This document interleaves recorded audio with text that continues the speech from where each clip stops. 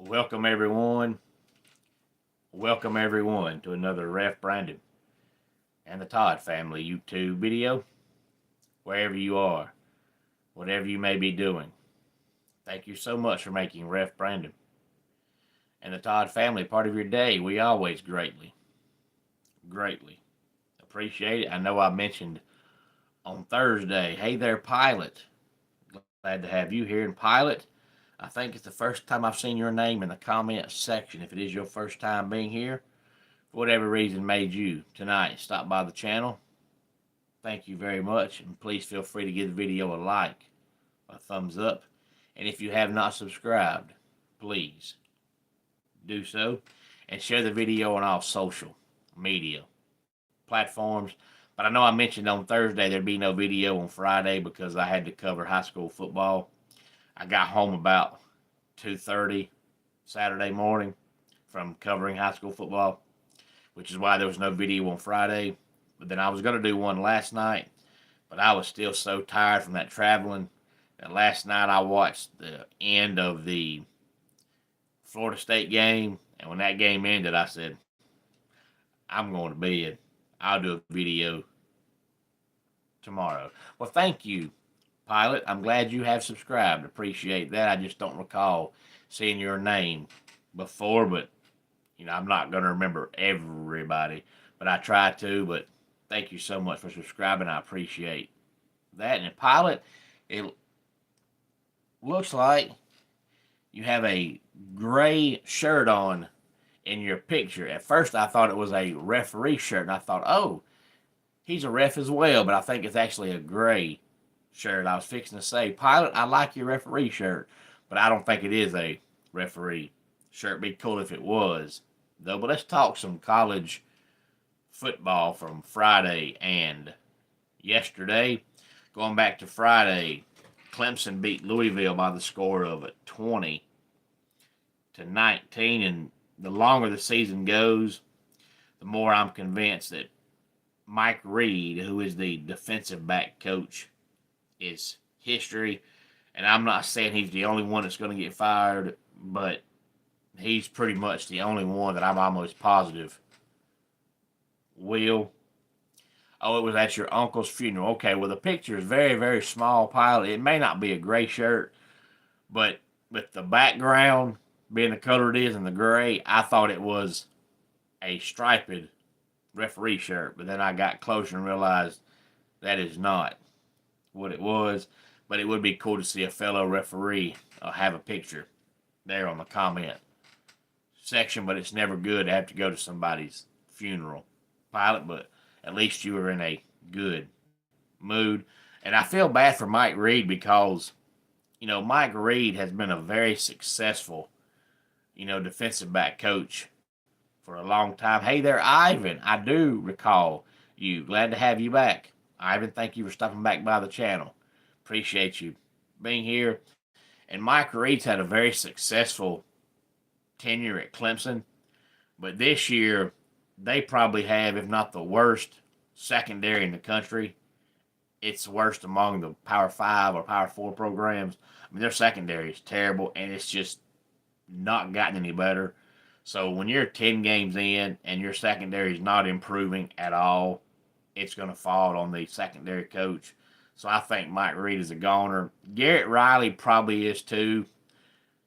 But I go back and watch the offense Garrett Riley ran at TCU and the offense he runs now, and there's probably about 40 plays at TCU he ran that he has never ran at Clemson. For whatever reason, I don't know, but I can't really say his offense ain't working when he's not running his full offense. And I think it's a combination of, for one, the offensive line until the last couple games has just not been good. And for two, Cade Klubnik just sucks. And I feel like when your quarterback sucks, there's a lot of plays that you just don't have confidence enough in your quarterback to do the plays that you don't call them. But Cade Klubnik still does stuff now that he was doing as a freshman. He hasn't improved at all. So if you're a play caller and you don't trust your quarterback to do plays that aren't just the simple plays, you're not going to try them. So I'm not sure if Garrett Riley's just a failure at Clemson or if it's failing because his quarterback is Cade Klubnik. Because the one game Cade missed and Vizina played, the offense looked a lot crisper. A lot crisper. Hey there, LSU won. Glad to have you here. Oregon on Friday night beat Minnesota 42-13. Now on to all the games from yesterday that are worth talking about. Are you doing this over and over again because what you keep going over, you say I have a crush, but you keep going over what if my video? I'm not sure what you're asking, Pilot. I'm sorry, I don't understand that question. I'm talking college football. Maybe I talked college football the last time you were here. I'm not sure. I can't recall the last time you were here. But Indiana won. Again, they beat Wisconsin 31-7. Now, Texas A&M defeats South Carolina 31-30, but South Carolina was up 30-3, and it looked like they were going to pull off a massive upset, not just beat A&M, but destroy A&M. But after they got ahead 30-3, they never scored again, and LSU won. I'm not sure what your question is. I'm not sure what I'm answering. I can't answer a question when I haven't seen a question. But South Carolina gets that big lead, and then they blow it. But people are going to blame it on the offensive coordinator. But that just shows how fans, have to blame somebody. And most of the time, you don't blame the right person. It's kind of like the year the Falcons had that big lead on the Patriots, and they blew it. Everybody wanted to blame it on Kyle Shanahan. Now, granted, the Falcons' offense got extremely conservative. Yes, it did. But Kyle Shanahan doesn't coach defense. He didn't tell the defense to go out there and give up all those points. It was kind of the same way in that game yesterday. Yeah, the Gamecocks offense got extremely conservative. But if you're up 30-3 and then you lose, it's not on the offense. Your offense didn't give up 28 straight points. Your defense did. But the reason why the Gamecocks had that very successful first half was because they had just fired Mike Shula. So they've got a brand new offensive play caller. So A&M had no film on the Gamecocks' new OC. You don't know who he is, what kind of offense he's going to run, nothing, because he's brand new. So when the Gamecocks came out to start the game, A&M had no idea what to expect. But then, after seeing it, they adjusted to it, and they were fine. And LSU won. I'm not sure what my wife has to do with this video. You keep saying you have a gray shirt. It is, Pilot, on my screen. When you comment, there's some folks call it avatar. I call it a picture out beside your name. And the picture out beside your name is just you standing in a gray shirt. So the picture might be 20 years old, but it's still going to be the picture on your YouTube comments until you change the picture. Notre Dame defeats Pittsburgh 37-15. Michigan, on a last-second field goal, defeats Northwestern 24-22. I said for the year started, I thought Michigan was a 9-3 team. They're 8-2 now, and I do think this is the year Ohio State beats them. So I do think Michigan finishes 9-3. That'll be a big win for Ohio State too, because Michigan's probably going to be for sure top 15, maybe top 12 by the time they play in 2 weeks. And LSU won. If you're just here to cause trouble, you might as well go ahead and leave the chat because that's not going to work. I respond to people that talk logical, but when you just talk idiocy, I ain't got time for that. Navy defeats South Florida 41-38. And with South Florida losing again and Memphis losing again, I have no clue who will now be the Group of 5 playoff team. There has to be one, but I have no idea who it's going to be. It's probably going to be whoever wins the American Conference, but that could be about 5 or 6 different teams at this current moment. Arizona defeats Cincinnati 30-24. Cincinnati started out 7-1, and there's a pretty good chance they might finish 7-5. Kansas State defeats Oklahoma State 14-6.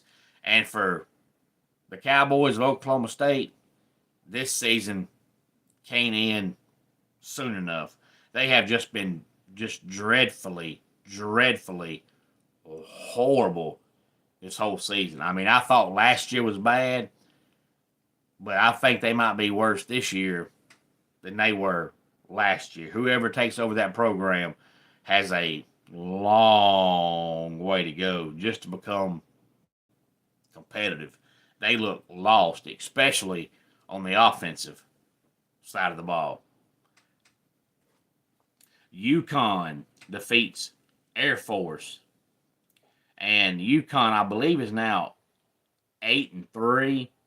And I'm actually surprised they don't get more love in the Group of 5 conversation. I know they're not in the American Conference, and, Navy is, and South Florida is, and Memphis is, and Tulane is. I know UConn is not, but I'm not sure that UConn is not better than all those teams. UConn is really good, and their quarterback can play some football. And I wish they were on TV more where you could watch him, because people are going to think, oh, it's just UConn. But their quarterback is actually really, really good. Jim Moore Jr. is doing some great things as the head coach of UConn. Now, LSU wins. They beat Arkansas 23-22. And then we had Tulsa. They win yesterday. Hey there, Desiree.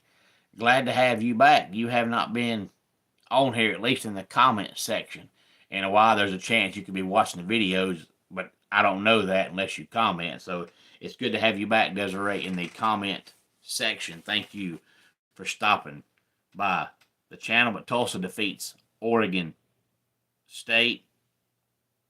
Arizona State defeats West Virginia 25-23. And I mentioned this either last week or 2 weeks ago, one of the two, that, Arizona State lost their quarterback for the season. They've been playing Jeff Sims, and I'm almost positive Jeff Sims has been in college since 1950. How he's still there, I don't know, but he's been playing college football for a long time. USC was down 21-7 in the second quarter, 21-10 at halftime, but they come back and beat Iowa 26-21. And USC is a verge playoff team this year. Not convinced they make it, but I mean, if they don't make it, they're going to be just on the outside unless they lose one of their last 2 games. They're 8-2 right now.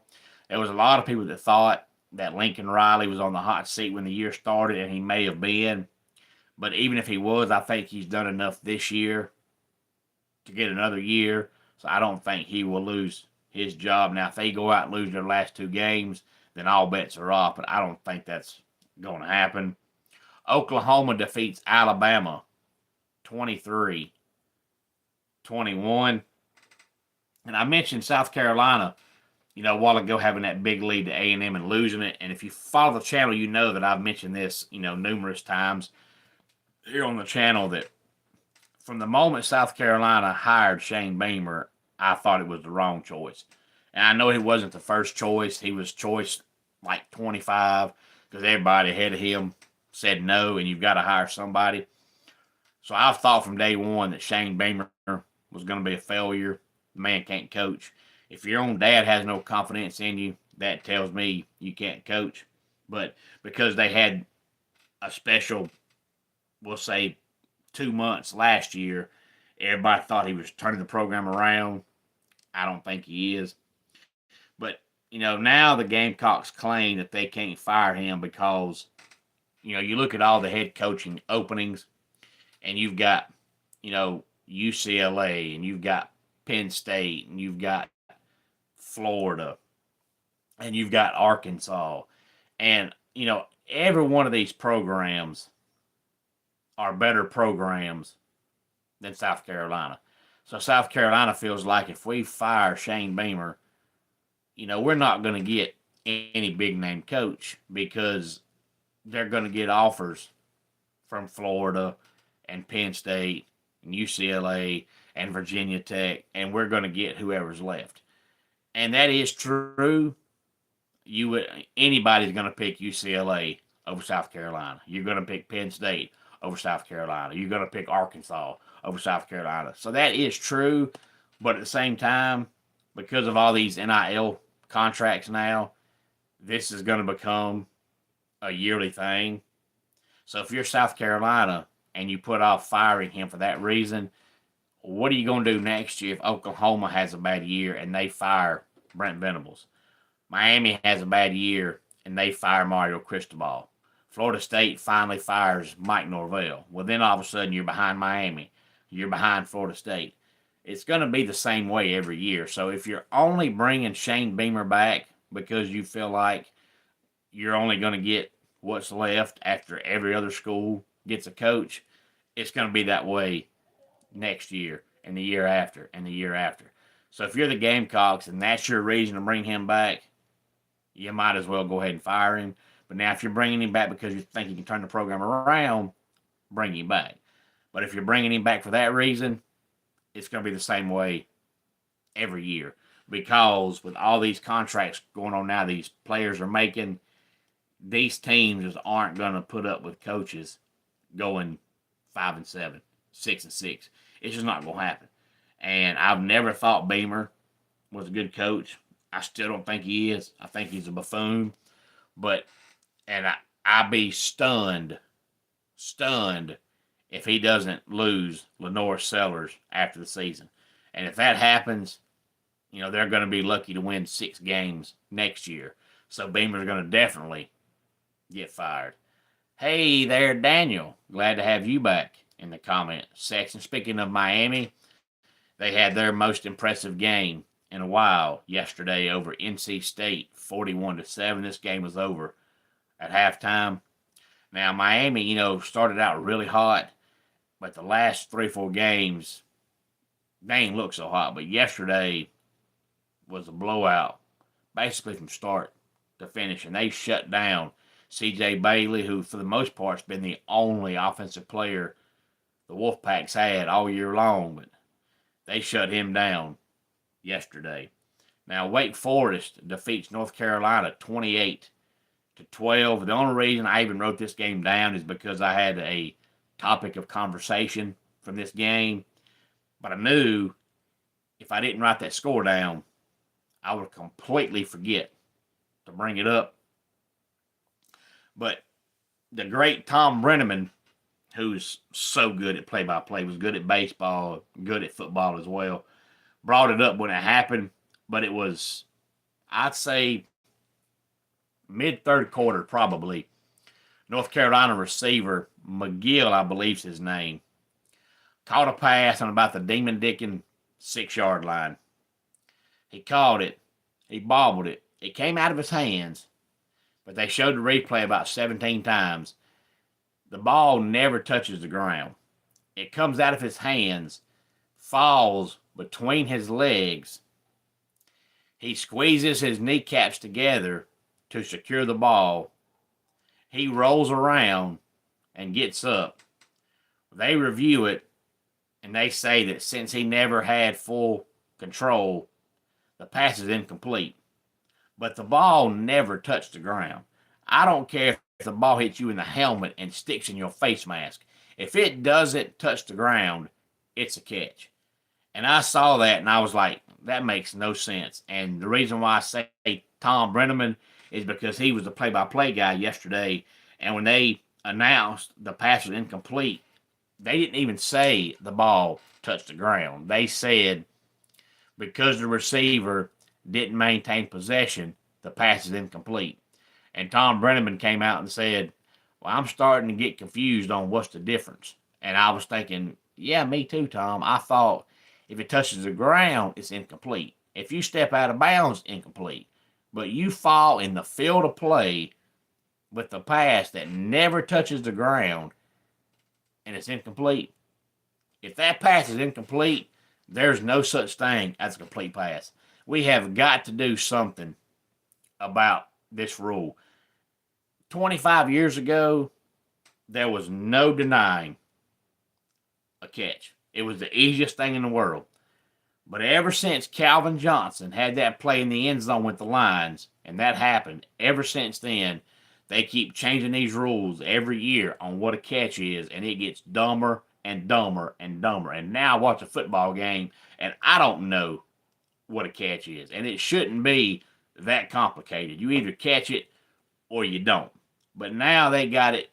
We're so convoluted and so confusing that McGill for North Carolina catches a pass that never touches the ground, and he lands inbounds in the field of play, but it's incomplete. That is the dumbest thing I've ever heard. If they don't hurry up and change this rule, it's going to make it impossible to watch a football game because you don't know what a catch is. If you're a receiver, you're going to have to just no longer run down the field. Just stop and catch the ball, and as soon as you touch it, fall down because anything else is incomplete.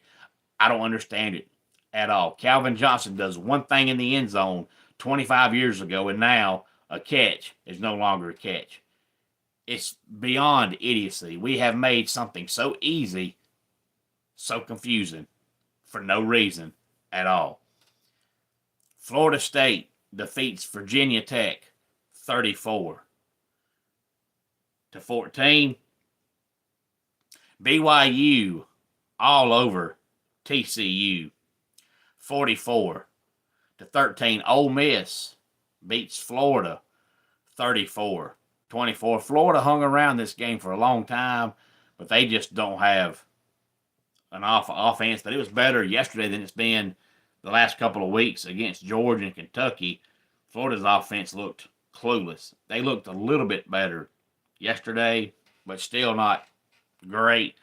But I wanted to read off a few stats real fast while I'm thinking about it from the Oklahoma game, because if you just see the score, 23-21, you think, okay, well, Oklahoma won a good competitive game, and they did.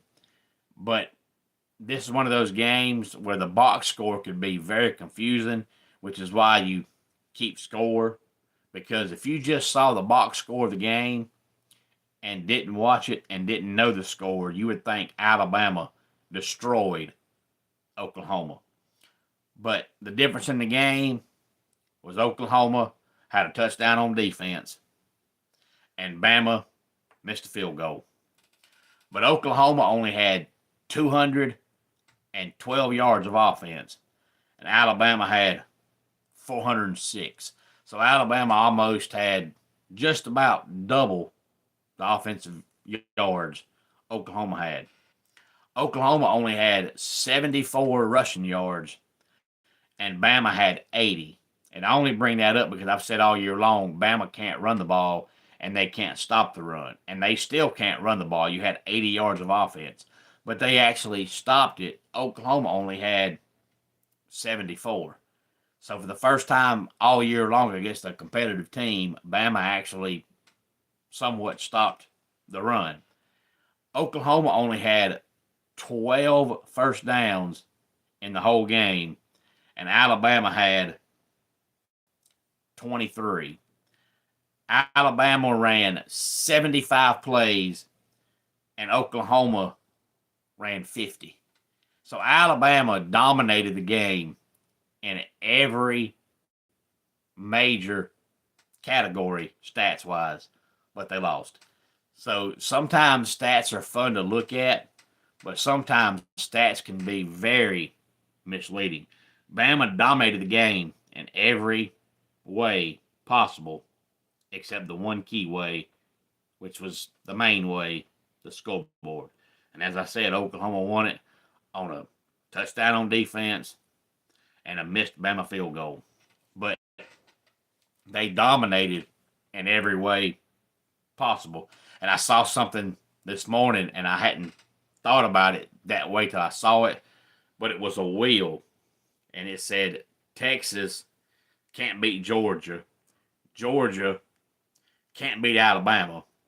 Alabama can't beat Oklahoma. And Oklahoma can't beat Texas. So, those four teams outside of Texas, who's just not very good, they're just ranked high because they got Arch Manning. The other teams are about on the same level. It's just for whatever reason, Oklahoma just can't beat Texas. Georgia can't beat Alabama, and Alabama can't beat Oklahoma. It's one of those things you don't know why. You can't figure it out. It's just the fact. And Georgia dominates Texas 35-10. There was no doubt in my mind Georgia would win this game. Texas is just not good. I had a friend of mine at work a couple of weeks ago when the first playoff poll came out, and he said, "So you think Texas is ranked too high?" And I said, "Yeah, I do." And he said, "Well, you told me last year that Texas was always going to be overhyped because they're in the SEC and because they got money." I said, "Yeah, and they will. If you're in a major market, just like Texas is, you're going to be ranked high every year because they want to give people in your town, in your area, in your community a reason to watch. If they come out and tell your team sucks, you ain't going to watch. But if they can make you believe your team is good and your team's got a chance, you're going to watch." And I said, Texas is not very good. And they're not. Last year they were good. But this year, Arch Manning just ain't it. He's out there because his last name is Manning. If his name was Arch Smith or Arch Jones, he wouldn't see the field. He's just not good. And he's probably going to transfer. And if he don't transfer when the season's over with, I think you'll see Steve Sarkisian leave Texas. But as long as Arch is their quarterback, they're going nowhere, and they're going in a hurry. But Texas is one of those programs, just like USC, just like you see now with Alabama. They're going to be ranked high, just like Notre Dame. They're going to be ranked high every single year because they've got tradition and they've got a large fan base. But there's two things you can do. You can do what most people do, which is the wrong thing to do, and you just watch ESPN and believe what they say. Or you can do the right thing and say piss on ESPN and actually want to watch them with your own two eyeballs and watch them, and you can figure out pretty quickly who's good and who's not. And you don't need ESPN to feed you a bunch of bull crap because you know the difference. Texas sucks. I don't care what ESPN says or anyone else says. Texas sucks, and that's just the fact. Missouri defeats Mississippi State 49-27. Utah defeats Baylor 55-28, and Utah's got a backup quarterback whose name is Bird, and I don't mean last name, I mean first name. His name is Bird Ficklin, and Bird is spelled B-Y-R-D. He's playing more and more as the year goes on because Devin Dampier transferred in. He's probably going to be there for 1 year. And Bird Ficklin's a freshman, so he's probably the quarterback of the future. But that kid's really fun to watch. But how can you not pull for a guy whose name is Bird? What a cool name. And then Washington defeats Purdue 49-17. to 13. That's about all the games of note from the weekend. Hard to believe we're down to the final 2 weeks of the college football regular season, with the exception of the Army-Navy game, which always, stands alone, gets its own special Saturday. But outside of that game, 2 more weeks, and the regular season is over with, and then we'll be looking toward conference championship games, bowl games, and the playoffs. So the season is just about over with. Any thoughts on any of this? Please feel free to let me know. Let's go ahead and get our dad joke of the day in here. Do you know why a cow is so tired after giving birth? Because it is decaffeinated.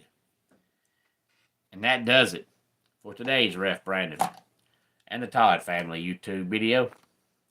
Until next time, it's Ref Brandon saying, just like in pro wrestling, life can be over by the count of 3. Tell your friends and family how much you love them.